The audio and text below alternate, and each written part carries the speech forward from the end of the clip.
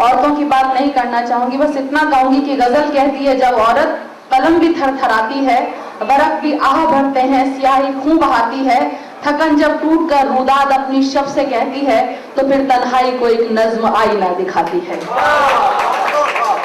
मैं यहाँ से शुरुआत करती हूँ।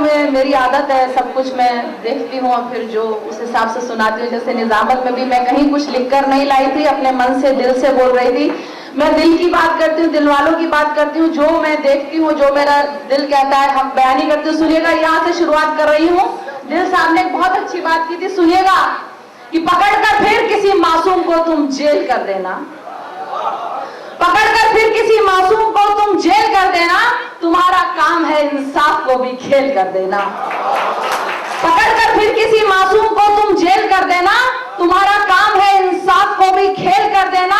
बहुत आसान है बम फोड़कर खुद को बचा लेना, बहुत आसान है बम फोड़कर खुद को बचा लेना, कि मुस्लिम नाम रखकर एक फर्जी मेल कर देना, कि मुस्लिम नाम रखकर एक फर्जी मेल कर देना, मुस्लिम नाम रखकर।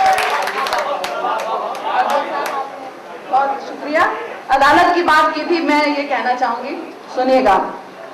अभी आया कहाँ है फैसला, ना तो बाकी है, अभी सुल्तान के दरबार में जाना तो बाकी है। अभी आया कहाँ है फैसला, ना तो बाकी है, अभी सुल्तान के दरबार में जाना तो बाकी है। वो इतना बदगुमा क्यों है, तू है मायूस क्यों इतना, वो इतना बदगुमा क्यों है, तू है मायूस क्यों इतना, फलक पर भी अदालत है ये समझाना तो बाकी है।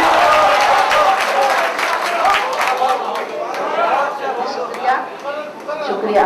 अभी आया कहाँ है फैसला, ना तो बाकी है, अभी सुल्तान के दरबार में जाना तो बाकी है।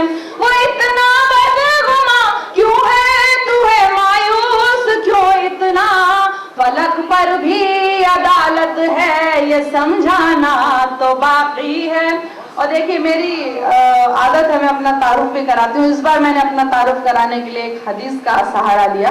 मैंने मुहर्रम में एक हदीस सुन ली थी, तो सुनिएगा। महेश साहब चले गए तो मैंने बताने की कोशिश की थी, सुनिएगा।